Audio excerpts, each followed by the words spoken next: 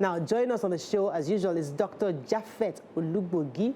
He'll be joining the conversation to give us some insight into what's happening in the IDH and other regulatory bodies around COVID. Good morning, doctor. Are you there? Good morning, I'm with you. Oh, fantastic. Great to have you on the show. So, Dr. Japhet, I mean, YK in the past few weeks will say she's been hearing people that have been dying here and there, and we will tell her, YK, it's only you, we don't know anybody. But as of today, I can boldly, confidently say that we know people that have unfortunately succumbed to COVID-19 virus. Now, tell us exactly the reality on ground, because many Nigerians still are nonchalant towards protecting themselves. We can see the figures rising.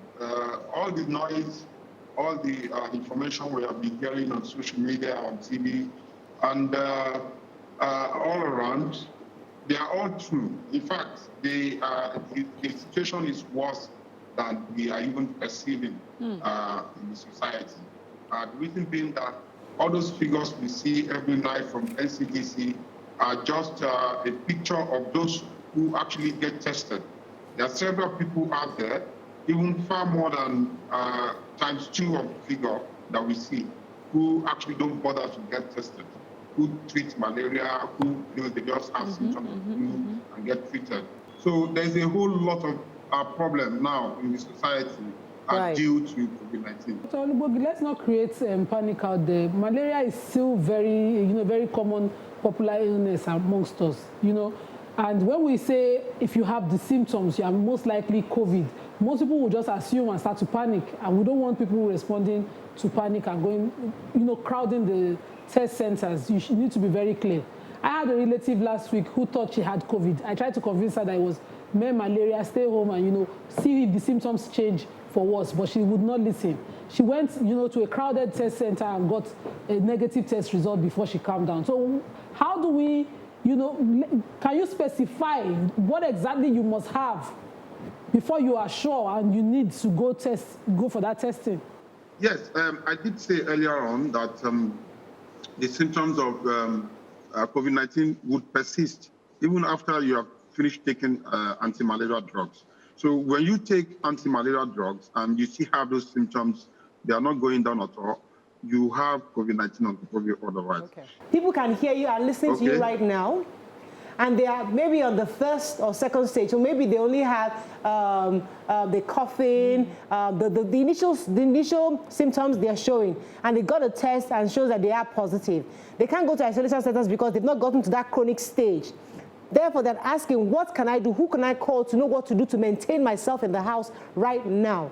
Yes, they can call the NCDC toll-free line, or they can also call the Lagos State 0808000 Corona.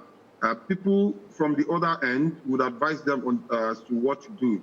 Now, there are primary centers in Lagos where you have kits for home-based care. You can also visit any of these. Once you test positive, you are entitled to a part of that home-based care. There is a medicine going around the social media. I've got several texts. I went to a pharmacy the other day and they recommended it to me as a prevention. It's an antibiotic, Ivermectin or something. Is there any truth in this?